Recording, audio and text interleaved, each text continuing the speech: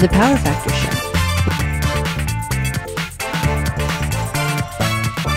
Episode 94. You can find this podcast and others at Gun Rights Radio Network, gunrightsradio.com. Podcasting freedom. Brought to you by Safariland and Hodgdon, the gunpowder people. Hey everyone, welcome back to Power Factor. I'm Steve. And I'm John. Yep. Still. So today's episode we're going to talk about mounting and lead techniques when it comes to shotgun shooting. And I think some of you 3-gun guys actually may benefit from this, because I know in 3-gun there are a lot of presentations where you'll hit a popper and then it'll throw a bird or a flipper or whatever, and the bird's thrown up in the air and you got to shoot a bird in the air. And I know a lot of you guys may not have a lot of experience with that. So maybe some of the techniques that we're going to talk about today in terms of mounting and also lead and what to look for may help you guys out. But first, we need to announce the winner of our recent contest here that we had. Larry posed a trivia question, which I'm going to go by memory, but it was based on a USPSA Classic target. And the question was, how much of the lower A zone has to remain visible? It's kind of a little bit, I shouldn't say it's a trick question, but technically, you can have none of the lower A zone visible as long as the whole entire upper A zone is visible. But if you have a situation where, let's say you're using simulated hardcover or somebody's cut the top head of the target off so you have none of the upper target, the answer to that question is you have to have at least 25% of the lower A zone visible. That came about because years ago people started making things really nasty in terms of targets of only like leaving a sliver of the A zone, and people were saying, hey, that's not really fair. So at any rate, they put that rule into place here a couple years ago. The winner of the question was a guy by the name of, and I'm going to hopefully get this right, SLI2S2K, or something very, very close to that. Responded via YouTube, so you know who you are. Go ahead and contact us and we'll get your stuff out to you. The other thing I thought we'd kind of close the loop on is that back in the beginning of the summer, and we're kind of here in the Northwest, we're living in perpetual summer right now. It's October, and as you can see, it's not raining, and it's probably about 68 degrees or so, give or take, which is really unusual for around here. Short sleeves. Yeah. Still. Yeah, I'm trying to stay warm. But at any rate, so back in the beginning of the year, or beginning of the summer, I should say, we talked about experimenting with 3/4 ounce loads.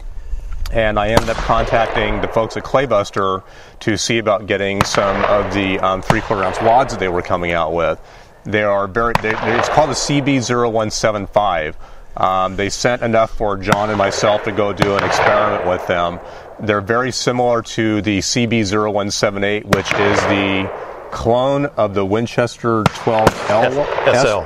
Is it the SL or the L? SL. Okay. It's the 3/4 ounce load that or 3/4 ounce wad. 7/8 ounce wad that they do. The SL is a 1 ounce wad. Okay. That will work for 7/8. Right, but I thought the gray wad that Winchester does. That is a true 7/8. The Right. 0178. Yeah, right. But I thought Winchester called that the 12L. That's the 12L. Right. Okay. Good. We're on track.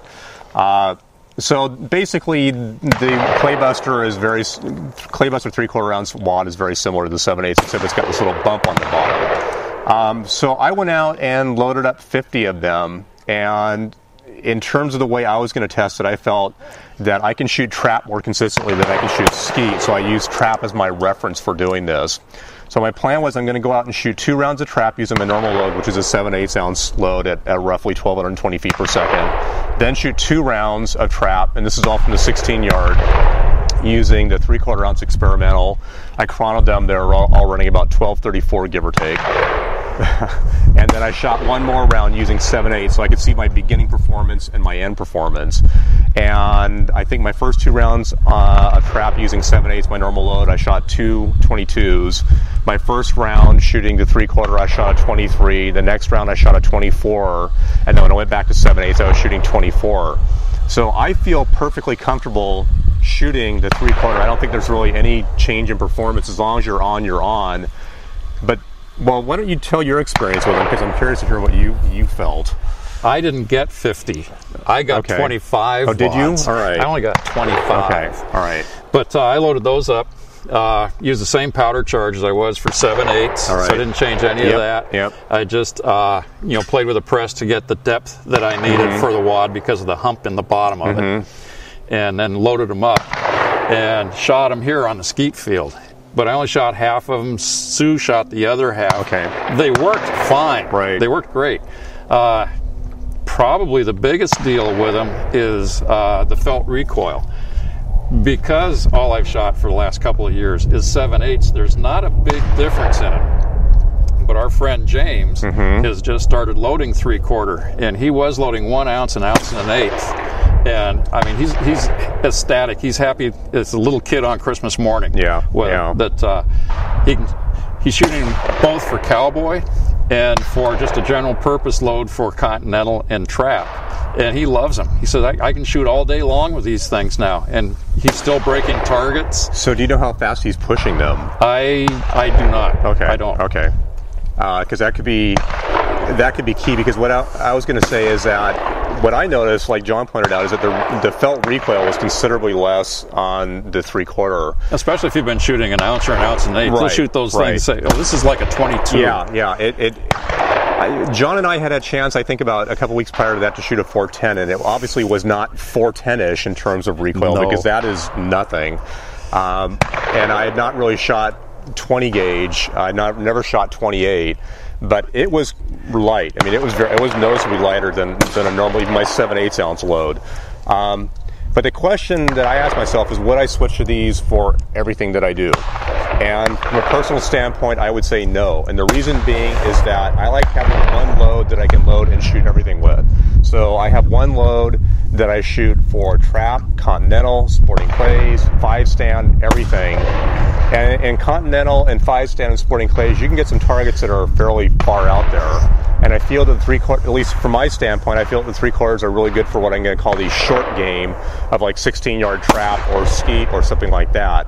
And I don't want to set up my press so I'm switching back and forth and back and forth. So I decided I'm going to shoot only one load and I'm going to shoot 7/8. But if I had two presses, or if I was just simply shooting 16-yard trap and skeet, I would definitely switch to 3/4. I mean, you're saving in terms of just the amount of cost per box, but also in terms of recoil, it's a lot less. Yeah. So what about you? Are you going to... I don't know. I'm still thinking about it.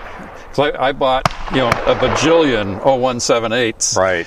And I still have a full case of those to go through. That's only 5,000. But when those start going down, I'm going to think real hard about it, because for skeet especially, I'd shoot 3/4. I'm cheap enough to do it. Yeah, and like we were saying, if you're on, you're on. It's not going to really make a difference. So, and I'm not on, so who cares? Okay, well, enough about that. Okay, so again, today's episode is going to be on lead techniques and mount. We'll talk a little bit more about that in a minute here. Okay, so in terms of mounting techniques, back when we were shooting the trap episode, you'll notice that we talked about basically everybody shoots that from a pre-mounted gun position. So a pre-mounted gun position is you basically have the gun up, you get yourself set, you call pull for the target, and you shoot. Skeet, you're going to see a lot of the same thing. The standard method when we shot skeet, we mentioned the same thing. However, some people kind of goof around in skeet and possibly shoot other mounting techniques, which we'll talk about here in a bit. But again, in skeet, same idea is you pre-mount, you get the gun up, you get yourself set, you call pull, and you shoot the target. So that's the first mounting technique that we'll talk about here is basically a pre-mount. The idea with pre-mount is that you find where your hold point's going to be. You get yourself set into the gun. You check if you have a front bead and the middle bead. You basically will check the beads and make sure the gun is properly aligned the way that you're satisfied, the way what you're looking for. Some people like what's called stacked beads, where you have the front bead over the mid bead, and the ones like to put it where the mid bead's behind the front bead. But regardless, that's what your person's looking for when you go and pre-mount the gun. So you get the gun pre-mounted, you get yourself set where you want to call or where you want to look. You call for the bird flies, you shoot it. So that is a pre-mounted technique. The other technique, and I'm going to go to the extreme opposite of this now, is basically a field carry technique, where you're walking through the field with a gun basically across, I think they call it a port of arms or something like that, regardless, but fingers off the trigger, down the side of the gun. You're basically walking along waiting for a bird to flush, and you come up and meet the bird and shoot it. So that's pretty much a field carry technique. The other technique that you'll see often in sporting clays, or in international skeet is a low ready, where the heel of the gun, that is heel, right? No, it's a toe. Toe of the gun has to be on a certain line on your body. So the gun will be down in a position like this. And on calling for the target, the bird will appear, the gun comes up into position, you mount and shoot. So basically you're looking at that for each of those moves. Now the thing is that mounting the gun takes time, and if you have a situation where the bird is a very fast bird, birds that are going away birds, things of that nature, you're always going to want to pre-mount the gun on. But if you have a bird that's going away and you're starting from a low position like that, that's time the bird's getting further and further and further away from you. So typically, a lot of times when people elect to go, if you have the option of whatever you want to do, if you have that choice, they're going to use a low mount gun for targets that are traversing back and forth, and a pre-mounted gun for targets that are going out and away from them. A modification on the low mount is what's called, what Anthony Matarese calls a cheat mount. So basically the idea is that the gun comes up under your armpit right here, so when you call pull, it's right up to your cheek when you come to shoot. So that's obviously a lot faster than coming down here and coming up like that. That's a cheat mount. And the idea there also, again, a little bit on cheat, is that you want some movement into the bird in the mount, but also you need to make this mounting process fast because the bird's probably getting away from you.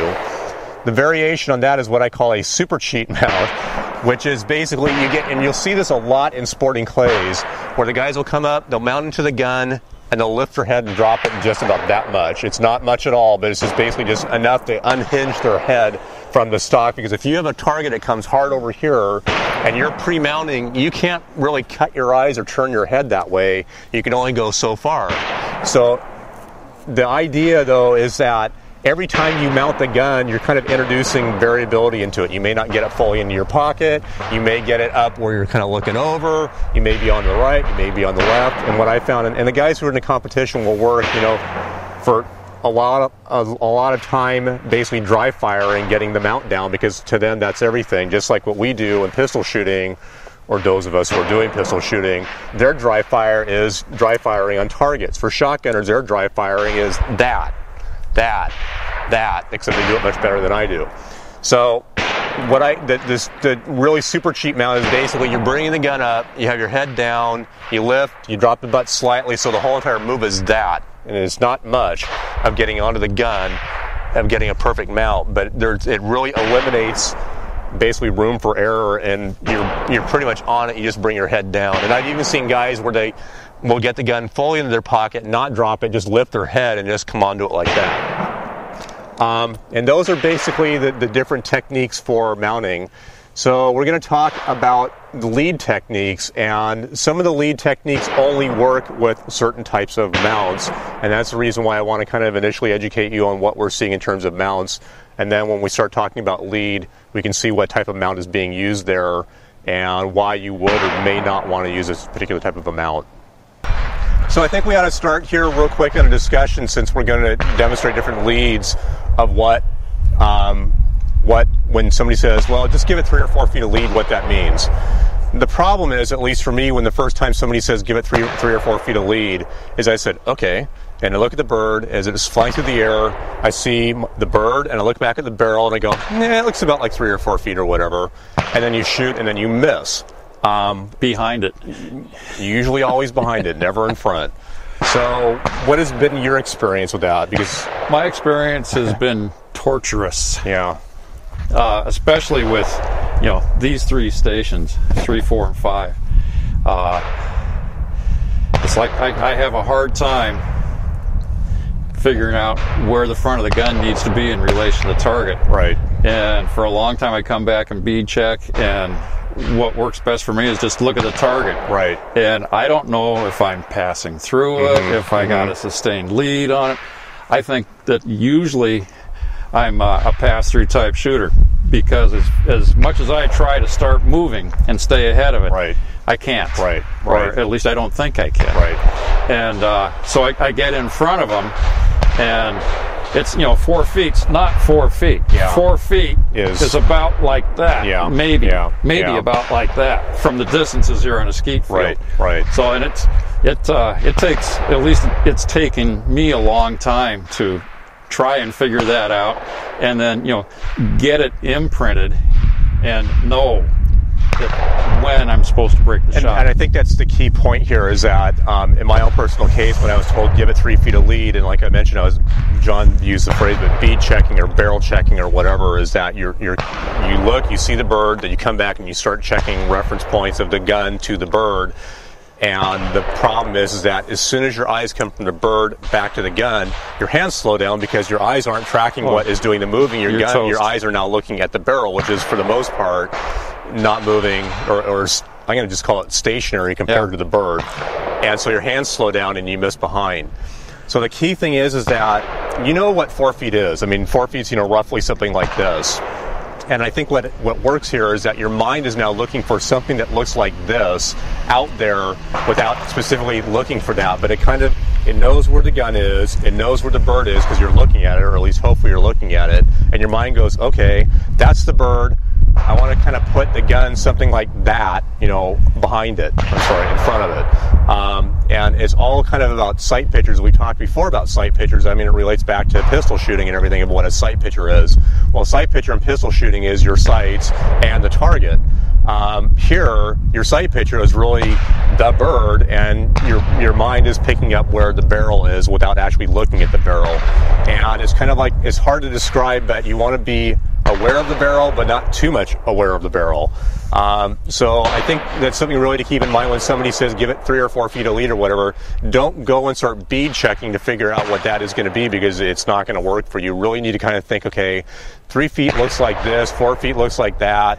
Whatever the case is, that's kind of in the neighborhood I want to be with the gun relative to the target. So it's something to keep in mind here, especially you guys who don't do a whole lot of shotgun shooting, like you free gunners or whatever, is that when you have a falling target or something that happens in 3-gun, we'll just call it a flying target. One of the guys in the thing, who shot it says, oh yeah, it needs 5 feet. Well, don't go looking from your barrel for 5 feet. Just kind of think, okay, 5 feet feels like this.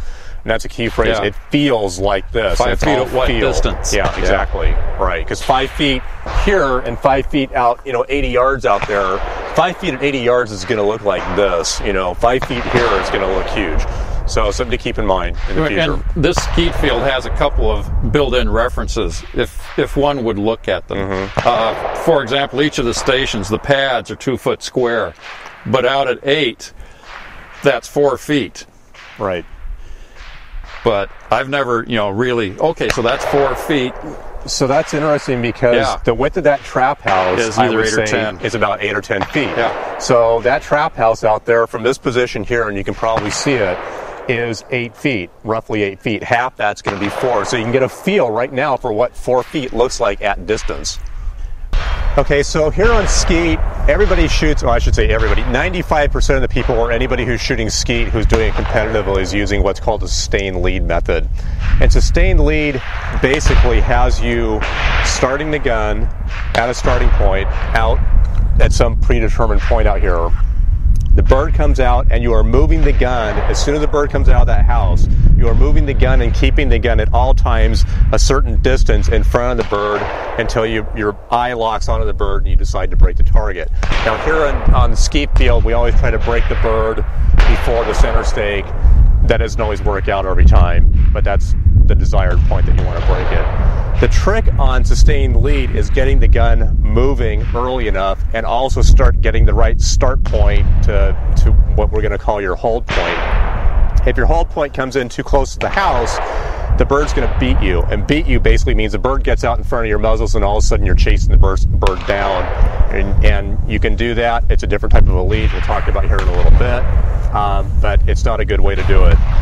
If you're too far out, all of a sudden the bird's coming out and you start moving the gun too early, and all of a sudden, rather than having, let's say, the desired lead, you've got twice the desired lead. So then you slow the gun down, the bird approaches you, but then you got to speed the gun back up, and it just looks like a slinky mess out there, and that's not good. So really the trick is trying to get the gun and the right starting point for a particular house. And usually you want to get as far back as you can to the house without getting beat by the target when you do it. So if you're finding that you're waiting for the bird to get to you, back up a little bit more, until you get to the point where all of a sudden, you know, you're starting to feel maybe a little bit rushed, and maybe a little bit further out from there is the right spot. So we're going to go through here, take a look at what sustained lead actually looks like being applied. Basically here we're shooting station 3 on skeet field. High house here, you're probably looking at about roughly 3 feet or lead or so. So I'm going to pick a hold point out here that gives me enough time to actually look back, see that bird, lock onto it, get the gun moving, and then hopefully break it right around the center stake. So this is what it looks like. Is this where you want to? So in this case here, I'm looking about halfway back from my hold point. My hold point's about 21 feet out from the high house here. Keeping the gun even with the bottom of the high house, looking back about halfway. Pull. All right, that was a little bit of a slow pull. Yeah, it was. So you shouldn't be moving, should you? Pull. You've been doing the IPSC thing too long. At the beginning of the buzzer. Well, first I thought maybe you didn't hear me. No, I thought Loke was still playing. Pull. See? Wow. See? We'll do that again. We'll just keep on doing this until we get it. Pull. Nice break. Do one more.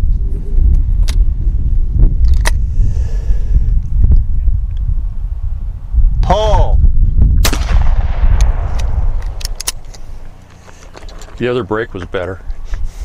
So that's sustained lead. The idea there is basically, again, I just want to keep the gun out in front of the bird or in front of the house. As soon as I see that bird come out of the house, and I'm basically cutting my vision halfway back, opening it up, picking a point in the hill. As soon as I see movement out of that house, I start the gun moving. And I keep the gun moving, or try to keep the gun moving in front of the bird.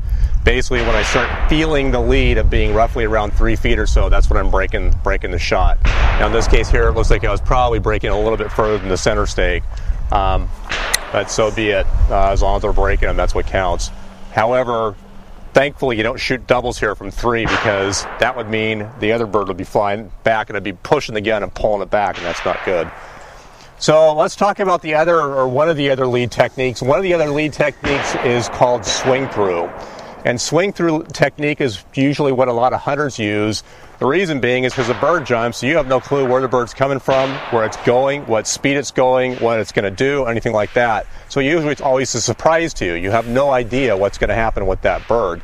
So this method sometimes from the hunters has been called butt, belly, beak, bang. The idea is you're starting the gun behind the bird, going through the butt, through the belly, through the beak, and getting out in front of it. A lot of people actually like this technique because it allows them to get their line onto the bird every time. The problem with, let's say, the sustained lead is that you're putting the gun somewhere in front of where you think the bird's going to be, but if it's not there, you've got to get the gun back on line. If you start the gun behind the bird's moving out, you're literally following the line all the way through. And the bird, some people actually find that technique works better. So to exaggerate this, I'm going to hold the gun literally back into the hole, into the high house here, right on it, so I'm going to get beat every time. Now the problem with a swing through is that your timing needs to be literally perfect, because you've really got a split second of nailing that thing right. Too early, you're going to shoot and miss the bird. Too late, you're going to miss the bird, so you've really got to be on it.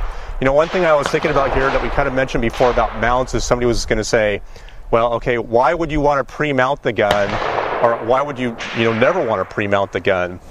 The problem for your initial starting position, the problem is that some people have said when they pre-mount the gun, they feel like they're aiming it. And when they aim it, they're looking back at the gun, and the bird comes out, they're looking at, and they're immediately doing a bead check right at the get-go. And they feel like by low mounting the gun, that it kind of gets the gun out of the sight picture, they can come up into it, meet the bird, and break it. And I'm going to use a low mount here for this particular position. The other reason sometimes for low mounting the gun is, like we were saying before, it kind of detaches your head from the gun. A lot of people feel that they can see the bird better by having the gun low, Their head can look everywhere. The bird comes up and they can meet it. When you pre-mount, you're really kind of locked into the stock and you don't feel it so well. So I'm gonna try to do swing through here. I'm gonna exaggerate this by holding the gun into, or basically my line here. I'm not gonna pre-mount. I'm gonna low mount the gun. I'm gonna probably use a cheap mount because that bird's moving pretty quick. I'm gonna basically low mount into that thing, start from behind it, see if we can't break it. So I'm literally holding my gun right now at the base of the high house here window. And when that thing comes out, I'm going to be chasing it all the way down. Pull.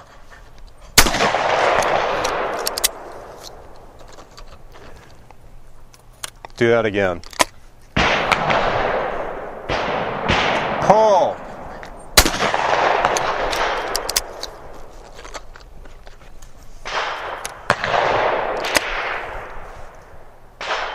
Pull.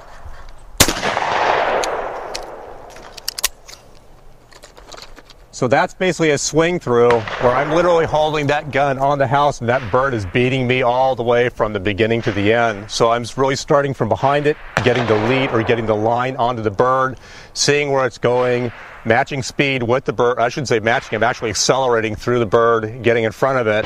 And something in my mind says, this feels about right, and that's where I'm breaking it. That's when it decides to shoot. But the problem is that if that feels about right and pulling the trigger is either too early or too late, you're going to miss.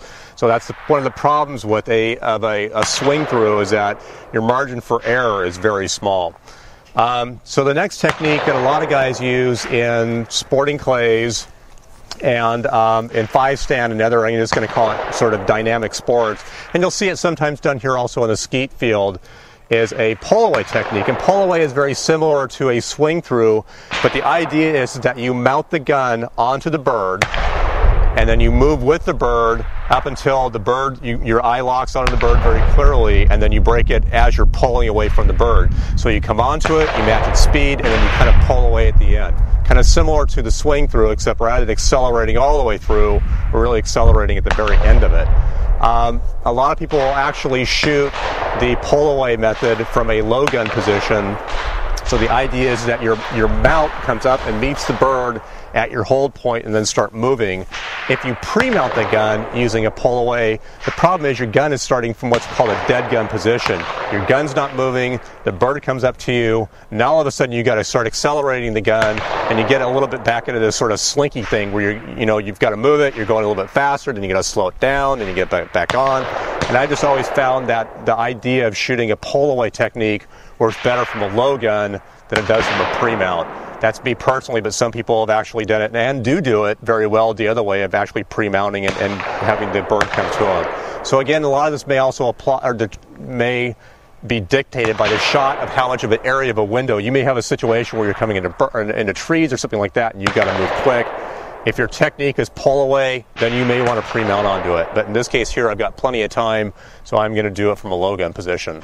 But the key thing here is that you want to pick a point where you think you're going to break the bird. For me, I think I'm going to break it somewhere out here. I'm going to come back to basically 1/3 of the way out to that break point, take that as my hold point, going to meet the bird there, move with it, and then just slightly accelerate away from the bird. So we'll see what that looks like. So I'm hoping to break it roughly out here. John likes to refer to this as my Babe Ruth method of basically calling my shot. I'm going to put it right there. So I'm going to use basically the cheap mount here of having it just kind of slightly below my armpit as opposed to down here, because if I'm down here, I don't think I can mount fast enough to meet that bird. Pull.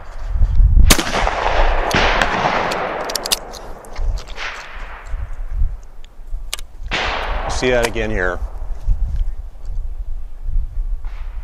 Pull. So I'm just mounting the gun. As soon as I see that bird come out, I'm mounting the gun up into the bird, moving with it, and just pulling the gun away here at the very last bit. So we'll do that one more time.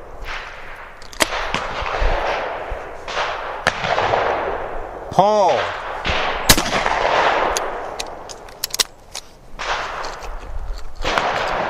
So next technique here is what's called the move, mount, and shoot, or Churchill method. Again, this is actually a technique that's used a lot by field hunters, particularly in England. The thing with the Churchill method is that the gun starts low, you mount into the bird, and the whole entire lead and acquisition of the line and everything comes really from the mount. So you're mounting into the bird, and the trick is as soon as the gun stock hits your cheek, you break the shot. So you're literally mounting the gun right up into the line of where the bird is flying. Again, this is a little bit of a kind of a, unless you really know a lot of experience with this, you've got a very narrow window of getting it right. Which means I've got a very big chance of not getting it right. Oh, you hit it earlier. So this is kind of, again, I'm thinking, okay, I'm going to break the bird somewhere in here. I'm going to see it, I'm going to mount into it, and it's literally just a mount bang. So I'm going to hold the gun a little bit lower here to simulate more of a field hunting position. So I'm really down now in a low mount. Pull. Ah. Did not get the gun mounted.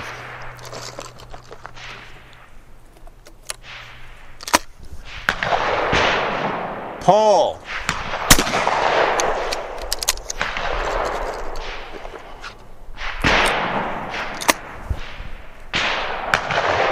Pull. So that's basically move, mount, and shoot. I'm literally just mounting the gun into the bird that's coming through. And as soon as I'm up there, I'm basically relying on my subconscious to pick up the line, the bird, and mount the gun into where it needs to be to break that shot. So that's Churchill method, or move, mount, and shoot. The last method is sometimes called ambush method. An ambush method is you are literally holding the gun where you know the bird is coming from. You wait for it to come to you, and you break it.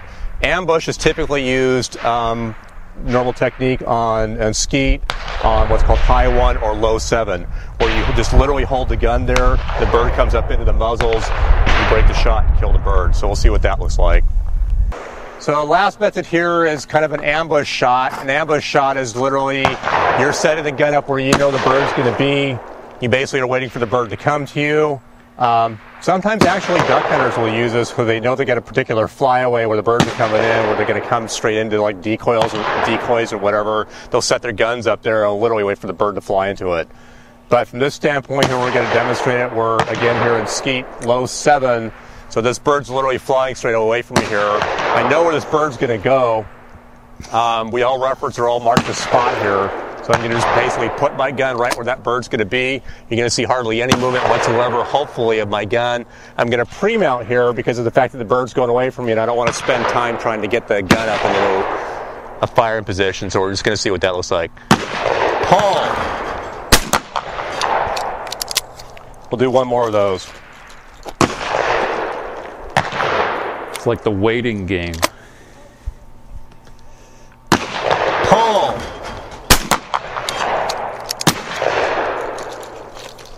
So that's ambush. Okay, so hope you learned a little bit from that on the different lead and mount techniques and how you may actually apply that to some of your shooting, especially you guys who may do some hunting. Of course, you guys that are hunters, you already know swing through. You already know the Churchill method, or move, mount, and shoot. You may do a little bit of the ambush, but it kind of seems like everybody has their own method that they like to shoot. A lot of the sporting clays guys really like pull away. That's probably one of the most popular methods. And sustained is not actually used very much in those games. However, if you go to skeet, sustained is literally everybody's shooting sustained. So, if you have any questions or any comments or anything you want to see, you can send us an email. I'll try to hit. I'll save you the frustration. So. I don't know. I don't want to know. Yeah, too much information. It is. So the email is powerfactorshow@gmail.com. The website is usual at powerfactorshow.com. And then the last one is facebook.com/powerfactorshow. So you can hit us at any one of those three. And like I said, if you have something you want to see in a future episode on shotgun stuff, by all means send us an email. And if we can accommodate it, we will. So, all right. Thanks again. Thanks for tuning in.